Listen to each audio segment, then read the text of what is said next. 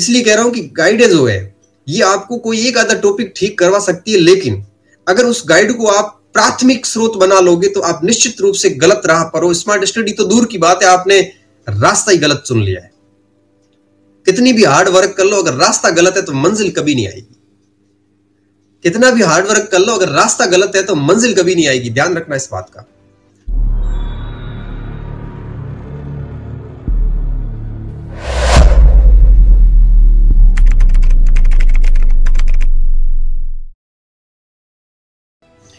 तो आज अपन बात कर रहे हैं, पिछली वीडियो में मैंने बात की थी कि परीक्षाओं में क्यों गलतियां होती है। दरअसल उसमें हमने ये कहा था कि गलती परीक्षा में नहीं होती, गलती हमारी प्रिपरेशन में होती है, वो गलती दृष्टिगत होती परीक्षा में जाके। ऐसा हमने पिछली वीडियो में बात करी थी। आज हमने विषय चुना है स्मार्ट स्टडी कैसे करें। बहुत ही मस्त विषय है, बहुत ही इंटरेस्टिंग विषय है और यूं कहिए कि बहुत ही महत्वपूर्ण विषय भी है और जीवन में उतारने लायक विषय है। केवल पढ़ाई नहीं, हर जगह स्मार्ट वर्क की आवश्यकता होती है। किसी भी क्षेत्र में सफलता के लिए जितना हार्ड वर्क आवश्यक है उतना ही स्मार्ट वर्क भी आवश्यक है। तो कठोर मेहनत करना और थोड़ा सा समझदारी से काम करना, ये दोनों चीजें अगर एक प्रकार से मिला दी जाए तो व्यक्ति पढ़ाई नहीं बल्कि जीवन के हर क्षेत्र में सफल हो सकता है। इसलिए स्मार्ट वर्क की महत्ता को हम कभी कम नहीं आंक सकते। अब देखो, स्मार्ट वर्क और हार्ड वर्क में मैं थोड़ा एक डिफरेंस, थोड़ा सा तरीका बताता हूं। हार्ड वर्क का मतलब ये होता है कि आप 10-10, 12-12 घंटे कंटिन्यू कई साल, 2 साल, 1 साल, 3 साल कंटिन्यू 2-3 साल पढ़ते रहो। ये हार्ड वर्क है। और आपने कई ऐसे स्टूडेंट देखे होंगे जो निरंतर मेहनत करते हैं लेकिन उसके बावजूद भी सफल नहीं हो पाते। तब हौसला टूट जाता है, आसपास वाले लोगों का भी मोरल डाउन हो जाता है कि यार जब वो इतना पढ़ रहा है फिर उसको वो पास क्यों नहीं हो रहा है। दरअसल वो हार्ड वर्क तो खूब कर रहा है, कुछ न कुछ कमी है जो उसको स्मार्ट वर्क से दूर कर रही है। हार्ड वर्क हम भारतीय करते हैं, हम लोगों की बहुत क्षमता है हार्ड वर्क करने की, लेकिन कहीं ना कहीं स्मार्ट वर्क नहीं कर पाते। आपने ये शब्द बहुत जगह सुना है, कई बार हम भी सुनते थे कि आईएएस में आईआईटीएंस वगैरह बहुत ज्यादा होते हैं क्योंकि वो लोग स्मार्ट वर्क करते हैं, वो स्मार्ट स्टडी करते हैं। और आर्ट्स वाले के कम सिलेक्टेड होते हैं। क्यों कम सिलेक्शन होता है? क्योंकि वो स्मार्ट स्टडी नहीं करते, केवल हार्ड वर्क ही करते हैं। ऐसा हम बहुत सुनते आए हैं और आज आप भी सुनते होंगे। तो दरअसल हार्ड वर्क के साथ साथ स्मार्ट वर्क भी जरूरी है। स्मार्ट वर्क किया कैसे जाता है? देखो, स्मार्ट वर्क की कोई ऐसी परिभाषा गढ़ी हुई नहीं है कि स्मार्ट वर्क ये होता है। स्मार्ट वर्क का मतलब ये होता है कि हमें पढ़ना क्या है, हमें छोड़ना क्या है, जो पढ़ना वो कैसे पढ़ना है, कितनी मात्रा में पढ़ना है और क्या पढ़ना है। ये सारी चीजें जो होती है वो स्मार्ट वर्क होता है। आप देखिए, जैसे मैं एक एग्जांपल देता हूं कि कोई 2 स्टूडेंट है। आपने भी कई ऐसे एग्जांपल देखे होंगे। एक हंसते हंसते ही परीक्षा पास कर लेता है और दूसरा कई महीनों तक मेहनत करने के बावजूद भी सफल नहीं हो पाता और कई एग्जाम्स में फेल हो जाता है। कहीं ना कहीं स्मार्ट वर्क का यहां पे योगदान है। तो यह स्मार्ट वर्क होता क्या? मैं इस पूरी बात को 4-5 बिंदुओं में डिवाइड करके समझा रहा हूं, ध्यान से समझना इस चीज को। सबसे पहली चीज, जब भी किसी भर्ती परीक्षा की आप तैयारी करते हो तो ध्यान ये रखो कि आपका टारगेट एट लास्ट एक आधी वैकेंसी पे होना चाहिए। बहुत ज्यादा वैकेंसी के चक्कर में मत पड़ो। आपको अगर फर्स्ट ग्रेड की करनी है ना तो फर्स्ट ग्रेड की ही करो। आपको अगर आरएएस की करनी है तो आरएएस की करिए, पटवारी की कर रहे हैं तो पटवारी की करिए। आप अपने आप को डाइवर्ट मत कीजिए। अगर आप डाइवर्ट कर लोगे तो आप किसी भी एग्जाम की परफेक्ट तैयारी नहीं कर पाओगे। तो सबसे पहले तो आप अपना लक्ष्य फिक्स कर लो कि इस एग्जाम की तैयारी करनी है। कुछ स्टूडेंट मेरे को कहते हैं कि सर फर्स्ट ग्रेड की डायरेक्ट कैसे करें? पहले रीट की कर लेते हैं, पहले रीट हो जाएगा उसके बाद भी फर्स्ट ग्रेड की करेंगे। क्यों? रीट का कंपटीशन कम है। देखो, ऐसा कोई नियम नहीं है कि रीट की करने के बाद ही फर्स्ट ग्रेड की होगी। ऐसा कोई रूल्स नहीं है कि फर्स्ट ग्रेड बनने के लिए रीट में जाना जरूरी है। मैं आपको हजारों एग्जाम्पल दे दूं जो बच्चे फर्स्ट रीट में नहीं हुए या दिया ही नहीं, डायरेक्ट फर्स्ट ग्रेड हो गए। हमारे साथ कई कॉलेज में प्रोफेसर है जिन्होंने बीएड ही नहीं करा, डायरेक्ट प्रोफेसर बने। मैं खुद रीट की एग्जाम नहीं दी, मैं खुद सीधा सेकंड ग्रेड बना था। तो ऐसे हजारों एग्जाम्पल है। आप अपनी क्षमता पहचानिए और आपको लगता है कि इस एग्जाम को मैं क्रैक कर सकता हूं, आप किसी से सलाह मत लीजिए फालतू की। लोग यही कहेंगे कि नहीं नहीं यार फर्स्ट ग्रेड में कंपटीशन है, 3000 पोस्ट है, ये है वो है, हजारों तर्क दे देंगे आपको रास्ता भटकाने के लिए। इसलिए आप सबसे पहले तो स्मार्ट वर्क के लिए सबसे पहली जो आवश्यक चीज होती है वो होती है एक तय टारगेट होना चाहिए। दूसरी सबसे महत्वपूर्ण चीज जो होती है वो होती है उस टारगेट आपने ठान लिया ना, तो आपके अंदर मादा होना चाहिए उसको पूरा करने का। देखो व्यक्ति में बहुत क्षमता होती है, हम ऐसे कमजोर नहीं होते। जैसे मैं कभी ऐसे ठान लेता हूं ना कि मुझे ये करना है, तो फिर पीछे नहीं हटता हूं, बल फिर कुछ भी हो जाए, किसी हद तक गुजरना पड़े गुजर जाएंगे, लेकिन करना है मतलब फिर करना है। तो ऐसी किसी भर्ती पर एक प्रण ले लो कि करना है मतलब करना है, और उस वैकेंसीज को टारगेट में ले लो। आप एक निशाने पे लेता ना, एक आर्मी का जवान कैसे शॉट लेता है निशाने पर और वो टारगेट को हिट कर जाता है, एक बार नहीं, दूसरी बार नहीं, तीसरी बार कर जाता है। उसी तरह से एक वैकेंसी को टारगेट कीजिए, सबसे पहला नियम। दूसरा नियम, अब जिस वैकेंसी को आपने टारगेट किया है उस वैकेंसी के पिछले 5-10 सालों के जितने भी पेपर हुए हैं उनको लाइए आप, और उस पेपर का एक डीप एनालिसिस करिए। डीप एनालिसिस का क्या मतलब है कि इस पेपर में पॉलिटी की कितनी पूछी जा रही है, हिस्ट्री कितनी पूछी जा रही है, मैथ कितनी पूछी जा रही है, इकोनॉमी कितनी पूछी जा रही है। ऐसा एक विभाजन कीजिए, हर पार्ट को देखिए। उसके बाद में देखिए कि पॉलिटी में मोस्टली कौन से क्वेश्चन पूछे जा रहे हैं। 10 साल के अंदर जो जो पेपर हुए हैं उसके टॉपिक लिख लीजिए। जैसे वित्त आयोग से सवाल आ रहा है, हर बार वित्त आयोग लिख लीजिए। राष्ट्रपति से आ रहा है, राष्ट्रपति लिख लीजिए। अब देखो आप पॉलिटी तैयार, अब आपकी टॉपिक लिस्ट भी तैयार होगी, कौन से टॉपिक से क्या ट्रेंड रह रहा है ये आपको पता चल गया। सिलेबस का एक एक पार्ट रट लीजिए कि सिलेबस के अंदर है क्या क्या, क्योंकि किसी भी परीक्षा में पास होने के लिए टारगेट तय होना चाहिए, सिलेबस का एक एक बिंदु याद होना चाहिए। आप किसी की बारात में भी गए हैं, वहां पे भी आपने कोई नई चीज पकड़ी कि ये मेरे पाठ्यक्रम के लायक है, तो आपको पाठ्यक्रम याद होगा तो आप वो चीज वहां से तैयार कर सकते हो। तो सिलेबस की एक एक लाइन याद कर लो कि सिलेबस के अंदर है क्या। मुझे आज भी पता है कि सेकंड ग्रेड के फिलॉसफी में क्या है, सेकंड ग्रेड के सोशियोलॉजी में क्या है, सेकंड ग्रेड की इकोनॉमिक्स में क्या है। एक एक चैप्टर में आपको बता सकता हूं, फर्स्ट ग्रेड का बता सकता हूं, मैं पटवारी का बता सकता हूं। मुझे जितनी भी मैंने एग्जाम दिए या जिन एग्जाम्स में मैंने पढ़ाया है, मुझे एक एक एग्जाम का पाठ्यक्रम की एक एक पंक्ति याद है। इसलिए कह रहा हूं कि आप पाठ्यक्रम की एक एक पंक्ति याद कीजिए। पहले तो एग्जाम फिक्स हो गया कि इसकी तैयारी करनी है, सिलेबस की पंक्ति फिक्स, लाइनें याद होगी कि एक एक इसके अंदर ये चीजें हैं। उसके बाद में पेपर का डीप एनालिसिस किया कि कौन से पार्ट से कितने प्रश्न आ रहे हैं और कौन कौन से टॉपिक से मुख्य रूप से आ रहे हैं। ये सारी चीजें तैयार कर ली। ऐसा करते 5-10 दिन लग जाते हैं। ये सब करने के बाद में अब आपको क्या करना है, अभी स्टडी स्टार्ट नहीं हुई, अभी अपन तैयारी कर रहे हैं। फिर आपको क्या करना है, हर पार्ट के लिए ऑथेंटिक किताबें, गाइडों के चक्कर में मत फंसना, क्योंकि गाइडों में बहुत सारी गलतियां होती है। गाइडों में अननेसेसरी चीजों को बहुत ज्यादा तवज्जो देके बहुत ज्यादा कचरा कर लिया जाता है। गाइड में नेसेसरी चीज को छोटा करके अननेसेसरी चीज को इतना बड़ा कर दिया जाता है। अपन सोचते हैं कि ये सारी नई नई चीजें गाइड में आ रही, लेकिन वो नई चीजें काम की नहीं है। इसलिए कह रहा हूं कि गाइड जो है ये आपको कोई एक आधा टॉपिक ठीक करवा सकती है, लेकिन अगर उस गाइड को आप प्राथमिक स्रोत बना लोगे तो आप निश्चित रूप से गलत राह पर हो। स्मार्ट स्टडी तो दूर की बात है, आपने रास्ता ही गलत चुन लिया है। कितनी भी हार्ड वर्क कर लो, अगर रास्ता गलत है तो मंजिल कभी नहीं आएगी। कितना भी हार्ड वर्क कर लो, अगर रास्ता गलत है तो मंजिल कभी नहीं आएगी। ध्यान रखना इस बात का। तो गाइडों से जितना हो सकता है बचने का प्रयास कीजिए, क्योंकि गाइड है आपको अननेसेसरी चीजें याद करवा देगी, नेसेसरी चीजें छूट जाएगी। इसलिए कहा जाता है कि कोशिश कीजिए कि आप ऑथेंटिक चीजें पढ़िए। आज नहीं तो कल वो ऑथेंटिक चीजें आपको बड़ा मुकाम देगी। ऑथेंटिक में क्या आता है, ऑथेंटिक में एनसीईआरटी आ जाती है, राजस्थान बोर्ड है ऑथेंटिक में आ जाता है, साथ में कोई भी बोर्ड है ऑथेंटिक में आ जाता है। जैसे लक्ष्मीकांत की किताब हो, चाहे वो बौद्धिक प्रकाशन का पॉलिटिकल साइंस हो, चाहे वो किसी अच्छे लेखक की किताब हो, चाहे अच्छे प्रकाशक की किताब हो, ये सारी ऑथेंटिक चीजें। अब आप क्या करिए, ऐसा ऑथेंटिक मटेरियल तैयार कीजिए। 5 किताबें होगी, 6 किताबें होगी, लेकिन सफलता के लिए अगर व्यक्ति, मैं कहता हूं कि ठान के बैठ जाता तो ये 6-6 किताबें 2-2 महीने में पूरी हो जाती। आप अपने आप से क्वेश्चन पूछना कि आपने 5-5, 10, 7-7, 8-8 घंटे कंटिन्यू 2 महीने कब पढ़ाई करी थी, और 2 महीने अगर आपने कंटिन्यू पढ़ाई की तो कितना मटेरियल आपने कवर किया होगा, आपको ही पता होगा।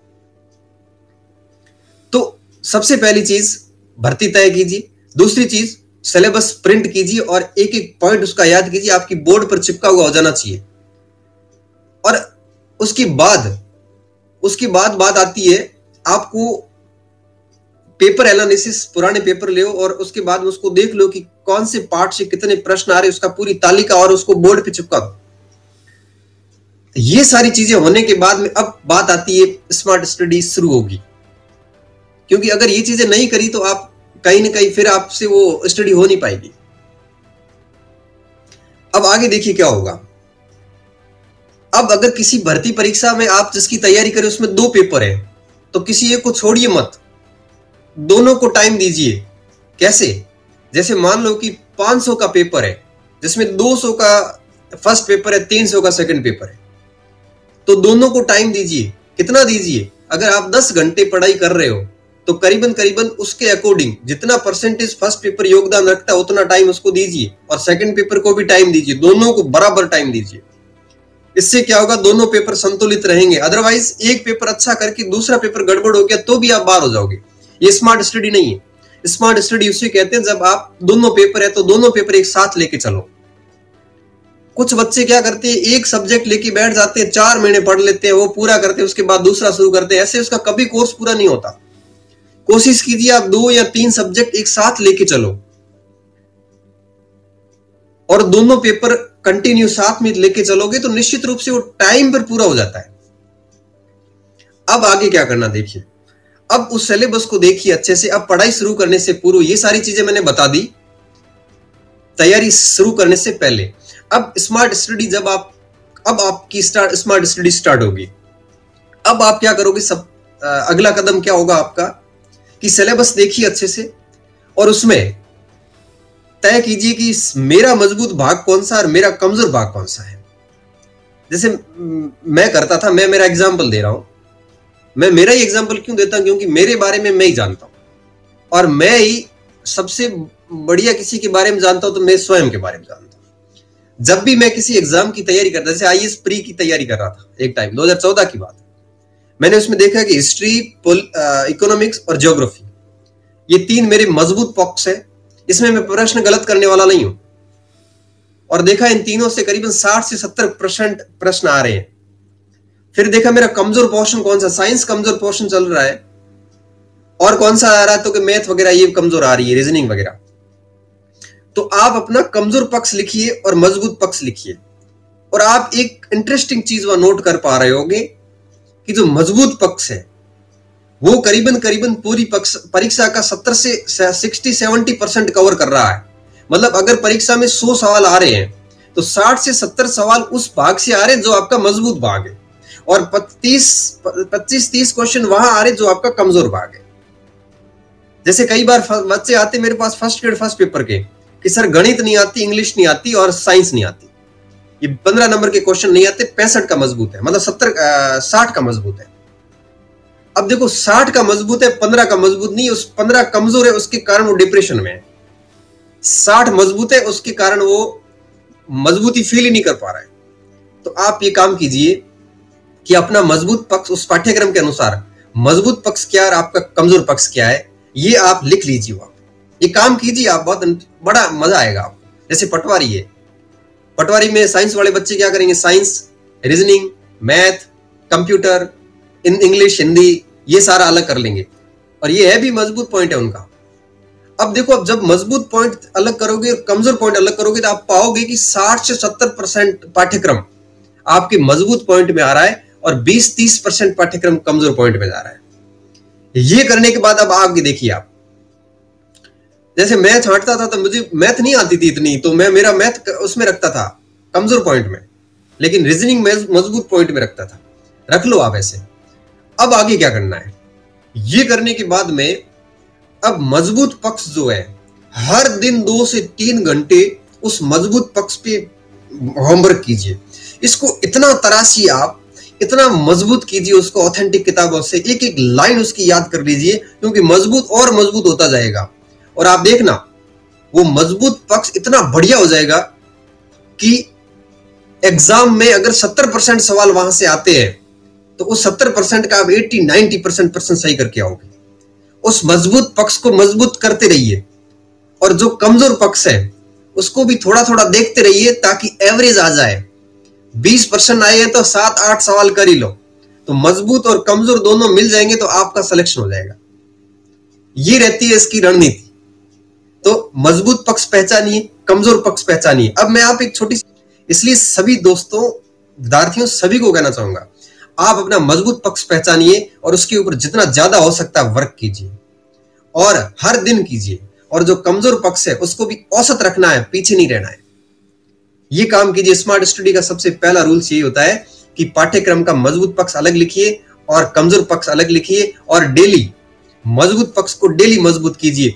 आप ध्यान रखना, जब भी व्यक्ति तैराक डूबता है, जब भी बाइक का ड्राइवर, गाड़ी का ड्राइवर गिरने को होता है, उस समय वो सबसे मजबूत, उसका जो हथियार होता है, जो सबसे मजबूत दांव होता है, वो लगा कर ही वो जीतता है। इसलिए कह रहा हूं, आप अपने मजबूत पक्ष को छोड़िए मत, उसको और मजबूत कीजिए, और जो कमजोर है उसको औसत पे लाइए। अब बात ये आती है उसके बाद क्या करना है। स्मार्ट स्टडी का अगला रूल्स क्या है? स्मार्ट स्टडी का अगला रूल्स ये है कि अब आप सिलेबस देखिए। सिलेबस में कुछ भाग ऐसे होते हैं कि बहुत बड़े हैं लेकिन सवाल वहां से 2 या 3 आते हैं, और कुछ भाग ऐसे होते हैं जो बहुत छोटे हैं लेकिन सवाल वहां से ज्यादा आते हैं। जैसे मैं फर्स्ट ग्रेड का एग्जांपल देता हूं। फर्स्ट ग्रेड के अंदर जो सेकंड पेपर है उसमें स्नातक और सेकेंडरी लेवल के 110 सवाल आते हैं, 220 अंकों के प्रश्न आते हैं, 220 अंकों के प्रश्न आते हैं, और सबसे छोटा पाठ्यक्रम है। वहीं पोस्ट ग्रेजुएशन के 20 अंक आते हैं और सबसे बड़ा पाठ्यक्रम है। अब स्टूडेंट क्या करता है, पोस्ट ग्रेजुएशन का सिलेबस रटता है, बाकी छोड़ देता है।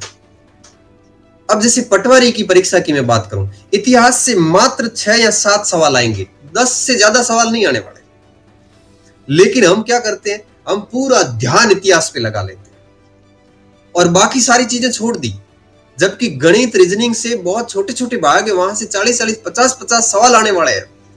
तो आप सभी स्टूडेंट को मैं ये कहना चाहूंगा कि जो पोर्शन छोटा है और वहां ज्यादा प्रश्न आ रहे हैं, उस पोर्शन पर विशेष ध्यान दीजिए, और जो पोर्शन बहुत बड़ा है और वहां सवाल कम आ रहे हैं, उसके ऊपर सामान्य ध्यान दीजिए। अब पटवारी की मैं बात करूं, कंप्यूटर, रीजनिंग, मैथ, साइंस और सामान्य राजस्थान कला संस्कृति को जो फिक्स टॉपिक है, ये ऐसे टॉपिक है जहां, और भारत का भूगोल, ये ऐसे टॉपिक है जिनको आप बढ़िया तरीके से तैयार करते हो तो आपका 60-70% कोर्स हो जाता है। अब स्टूडेंट अधिकांश फंसा पड़ा है पॉलिटिकल साइंस और हिस्ट्री में, जहां से 14-15 सवाल आएंगे, इससे ज्यादा नहीं आएंगे। इसलिए कह रहा हूं कि आप उसमें देखिए, क्योंकि आप पुराने पेपर एनालिसिस करोगे तो आपको आइडिया हो जाएगा कि कौन सी परीक्षाओं में किस भाग से कितने प्रश्न बन रहे हैं। और अधिकांश तो परीक्षा ऐसी है जब फिक्स करके रखा है ऑलरेडी कि किस भाग से कितने प्रश्न हम देंगे। तो आप एक काम ये कीजिएगा कि आप ये देखिए कि किस भाग से कितने सवाल आते हैं। अगर आपको लग रहा है कि इस भाग बड़ा है और सवाल कम है तो उस पर सामान्य ध्यान दीजिए। अगर आपको लग रहा है कि ये भाग छोटा है लेकिन सवाल ज्यादा आ रहे हैं, जैसे रीट में टीचिंग मेथड, भाग छोटा है, सवाल अधिक आ रहे हैं, टीचिंग मेथड बहुत मजबूत करने की आवश्यकता है। तो कहने का मतलब ये होता है कि आपको ये पहचानना खुद को पड़ेगा। तीसरा काम ये कर लो। उसके बाद स्मार्ट स्टडी का अगला काम होता है कि आप जो कुछ भी पढ़ते हो उस पर पूर्ण विश्वास करके पढ़िए। आप ऐसे छलांगे मत मारिए। जैसे कोई भी किताब ले ली, एक किताब ली, उसको छोड़ दिया, दूसरी ली, उसको छोड़ दिया, ऐसे मत करो। जो किताबें लेते हो उन किताबों को विश्वास कीजिए, उन किताबों पर, और किताबें लाओ ऐसी जो पहले से ऑथेंटिक किताबें हो। और उसके बाद उसको जितना हो सकता है 3 से 4 बार पढ़ के उसके नोट्स बनाइए।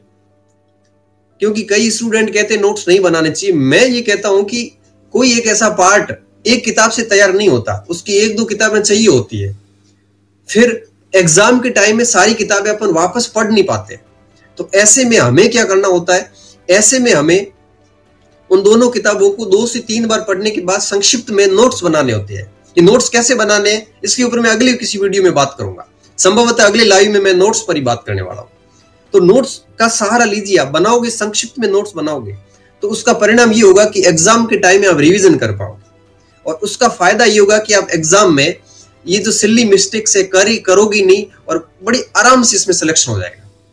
तो स्मार्ट स्टडी का एक ये रूल्स भी होता है कि बच्चे क्या करते हैं, जैसे कल एक स्टूडेंट मेरे पास आया, उसने क्या किया है कि जो आधुनिक भारत का स्पेक्ट्रम की आधुनिक भारत जो थी उसको उसने करीबन 50-60 पेज में शॉर्ट में पूरा लिख लिया। अब जब मैंने उसको पूछा कि पूरी होगी, तो सर 4 बार इस किताब को पढ़ा। पहली बार पढ़ा तो समझ में नहीं आया कि पढ़ना क्या है, दूसरी बार पढ़ा तब पता चला कि हमें पढ़ना क्या है, तीसरी बार पढ़ा तब पता चला कि हमारे काम का क्या है, और जब चौथी बार पढ़ा पता चला तब समझ में आया कि परीक्षा में क्या आएगा। और उसके बाद में मैंने क्या किया, पॉइंट टू पॉइंट इसके नोट करके, ये सर 60 से 70 पेज बने हैं, आप चेक करो। एक बच्चा कह रहा मेरे तो सारे पार्ट ही कमजोर है। तो भैया अगर सारे पार्ट कमजोर है तो फिर आप कर क्या रहे? अगर किसी के सारे पार्ट कमजोर है तो पर आप कर क्या रहे? फिर किस बेस पे आप दावा कर रहे हो कि लाखों में से सैकड़ों होने वाले अभ्यर्थियों में से मैं आऊंगा? अगर सिलेक्शन करवाना है तो भर्ती एजेंसियां बड़ी निर्दयी होती है, मजबूत करनी पड़ेगी। अगर मजबूत नहीं करोगे तो आपकी जगह कोई और ले लेगा। आपसे ज्यादा योग्य अभ्यर्थी लाइन में हैं, आपसे ज्यादा तैयारी वाले मजबूत पक्ष वाले आयोगों को मिल जाते हैं। आपका एक भी पक्ष अगर मजबूत नहीं है तो आप मजबूत कीजिए, अन्यथा समय बर्बाद मत कीजिए खुद का और घर वालों को। उम्मीदें जो है आपसे, उनकी उम्मीदों पर कुठाराघात मत करिए। घर वालों को कह दीजिए कि भाई साहब मेरा एक भी, घर वालों को कहना कि पोर्शन मजबूत नहीं है, और अगर एक भी पोर्शन मजबूत नहीं है तो खेती कृषि सबसे बढ़िया विकल्प रहता है। और ये भारत की मजबूती है, ये भारत की सबसे ज्यादा मजबूती है। मैं यही तो बात कर रहा था काफी देर से। तो किसी का अगर ऐसा ही कोई विद्यार्थी है जिसकी कोई पोर्शन मजबूत नहीं है तो फिर उसके लिए कृषि बेहतर विकल्प है। भली वीडियो डिसलाइक कर लो, मेरे को कोई फर्क नहीं पड़ता। कड़वा बोलने वाला व्यक्ति हूं, क्योंकि कई बार क्या होता है कड़वा बोलता हूं तब वीडियो डिसलाइक होता है। भली डिसलाइक करो, डिसलाइक करने से गणपत सिंह को कोई फर्क पड़ेगा नहीं, इनकम नहीं होगी ना। मुझे को वीडियो इस यूट्यूब से कुछ चाहिए, मेरे को सरकार खूब देती है, मुझे किसी भी चीज से कोई मतलब नहीं है। मैं तो ठीक है आपके मार्गदर्शनार्थ यहाँ पे आता हूँ, और जिस दिन लगेगा कि बच्चों को मेरे मार्गदर्शन की आवश्यकता नहीं है, जिस दिन लगेगा कि आजकल व्यूज वगैरह कम आ रहे हैं, बच्चे देख नहीं रहे, उस दिन छोड़ दूंगा यूट्यूब बंद। अपने को करना क्या है, मेरा कोई प्रोफेशन नहीं ना। मुझे ऑफर दे के कोर्स बेचने हैं कि आज ये ऑफर आया दीपावली पे, होली पे, ये ऑफर आते हैं ना, तब वो मेरे को ऑफर देने नहीं है ना। मेरे को कोई कोर्स बेचना है ना, मेरे को कोई ये करना है। ठीक है, हम तो चाहते हैं कि स्टूडेंट हमारा नाम याद रखे और कोई याद करे कि कोई गुरुजी थे जिन्होंने कोई अच्छी बात बताई थी। हमारी खाली इतनी महत्वाकांक्षा है, इससे ज्यादा कोई महत्वाकांक्षा नहीं है। ना कोर्स बेचना, कुछ भी नहीं करना है। भले वीडियो को डिसलाइक करो, भले लाइक करो। लाइक करोगे तो अच्छा लगेगा कि कुछ मेहनत करी थी, डिसलाइक करोगे तो भी अच्छा लगेगा कि कोई तो कृषि की तरफ जाएगा कम से कम। हाँ, तो मैं वापस बिंदु पे आता हूँ। तो कम से कम जो किताबें ऑथेंटिक रखिए। थोड़ा ट्रैक से हट गया, माफी चाहूंगा।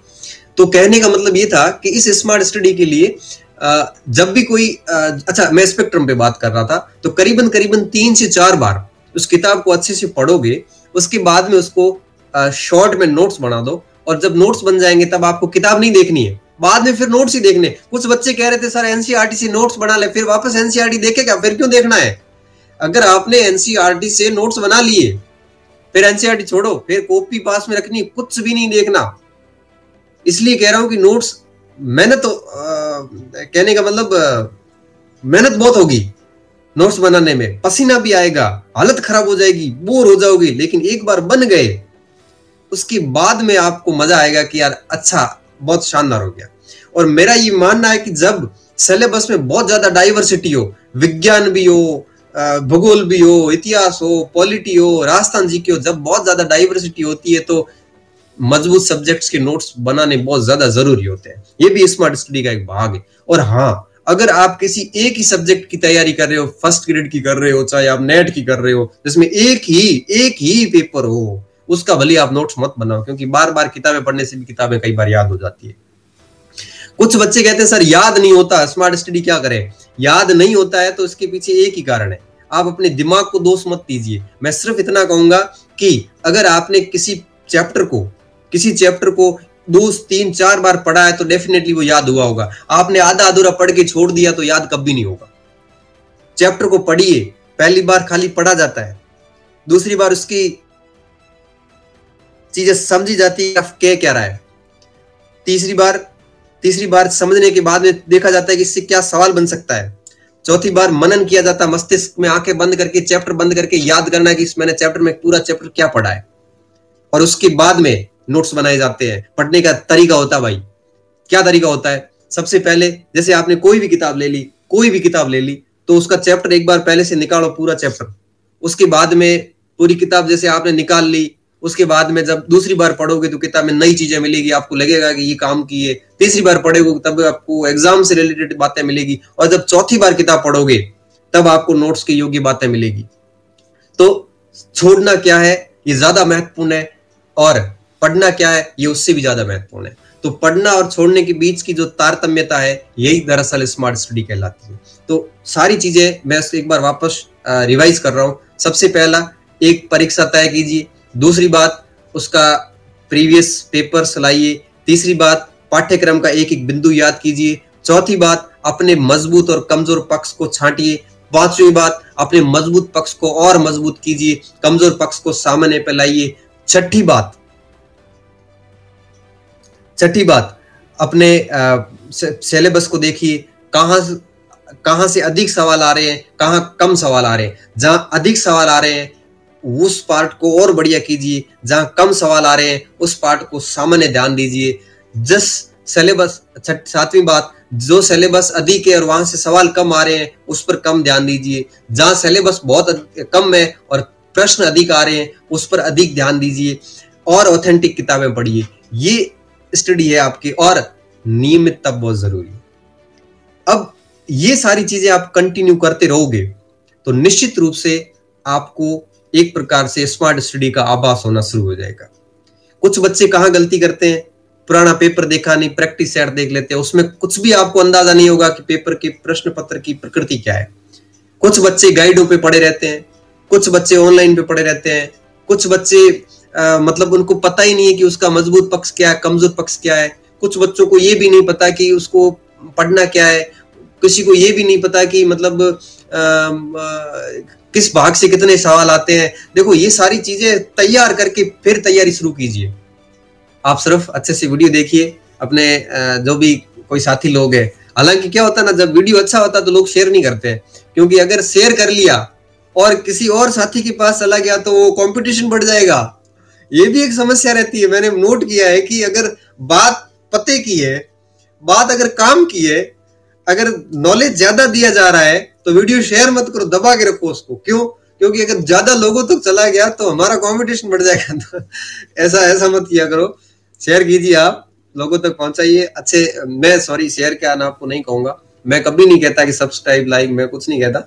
आप ज्यादा से ज्यादा स्टूडेंट को जोड़िए, इससे हमारा हौसला जो है बढ़ता है कि